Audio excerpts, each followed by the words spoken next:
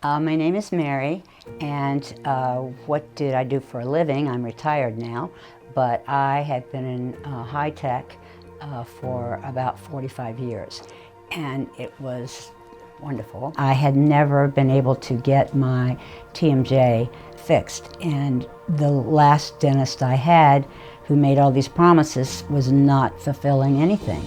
And I was really getting scared, and because it had been almost a year and a half with him and with nothing. And what bothered me the most was that no one would address the TMJ part at all. When I met Dr. Alona, I knew that it was totally going to work. I had this feeling immediately that this was the right place and the right step. And so the first time I smiled with my new teeth, I started giggling, and they were all laughing with me, you know, and saying, "Oh my gosh, they look so beautiful." And everyone in Dr. Alona's office was the most supportive and fabulous, and I felt like I had joined another family.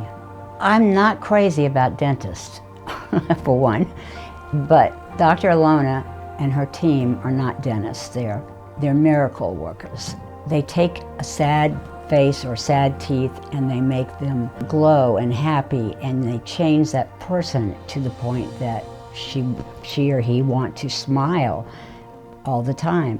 I don't like any of the instruments or any of that, but I kind of made up my mind that it didn't matter if they were going to, what they were going to do. They couldn't hurt me enough to make me not come. And as it turns out, one of my first experiences was with Aubrey, who is the person that cleans your teeth and checks you and makes sure that you're taking care of them correctly. And I was having trouble breathing, and she said, "Okay, breathe through your nose and out through your mouth." And she said, "Forget about trying to swallow." Because I kept going, "I'm gagging, I'm drowning." And she was so patient. And actually my boyfriend Jack was sitting in the room, and when he could tell I was getting really anxious, he put his hand over my hand. And I just wanted to cry, because it was just exactly what I needed. And Aubrey and I laughed at the end, and she kept hugging me and telling me that I was doing really good. And that makes you want to continue. It makes you want to finish. I don't like not finishing things. The money was very important hurdle that I didn't know if I could do, because I'm basically retired. And Jack looked at me and he said, "I want you to do this. I think it's the best thing you could do." And he said, "I will pay for half of it." And I just went, "Oh, it's such a miracle." I mean, you don't know why things happen, and yet when they do, you're just so grateful and so happy.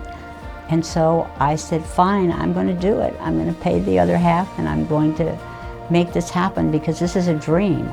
It was only a dream forever.